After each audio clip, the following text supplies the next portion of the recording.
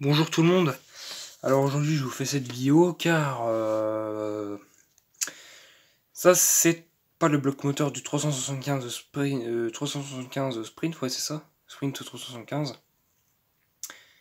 Ça vient d'un Briggs & Stratton Sprint 40. Alors d'où vient ce Briggs & Stratton Sprint 40? Ça vient d'un moteur que j'ai racheté pour 10 €, que j'ai racheté à une Miger Terno 62130. Ça c'est le nom de sa chaîne YouTube. Et donc parce que de base je devais lui acheter un tube de FS38. Alors pourquoi vous allez me dire pourquoi t'as acheté ça?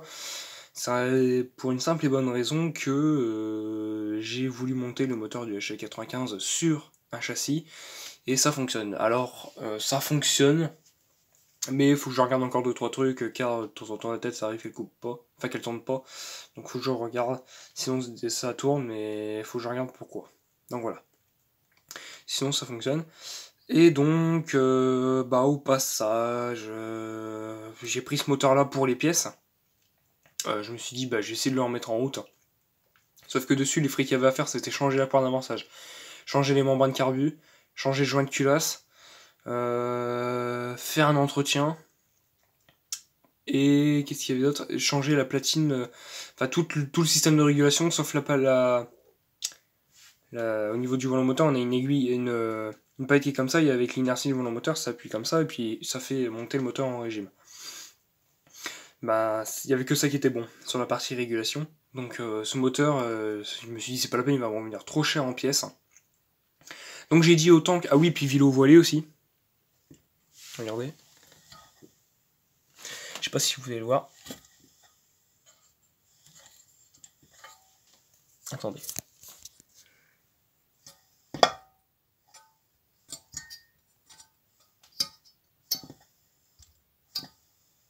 Voilà, donc vélo voilé.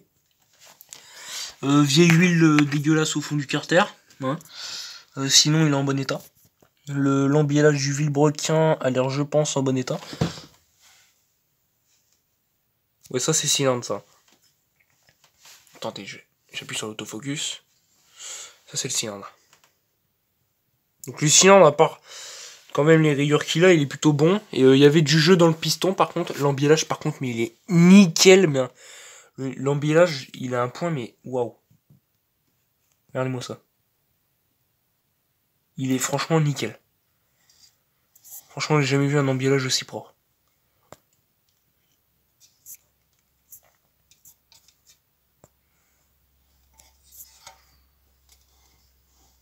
Honnêtement, je trouve qu'il est propre.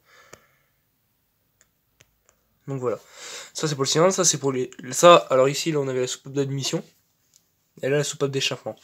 Et là, on a mis ce piston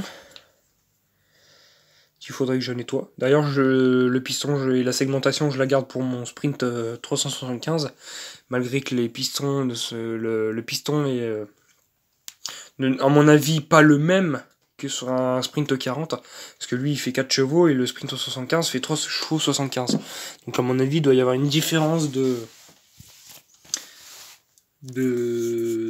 niveau de la taille et la largeur des pistons et tout. Donc voilà. Donc j'ai dit, puisque comme j'ai vu aussi vélo voilé, j'ai dit bon, c'est pas la peine, allez, j'ai compris. C'est pas la peine. Ce moteur, j'avais fait une vidéo où j'ai fait une tentative de démarrage.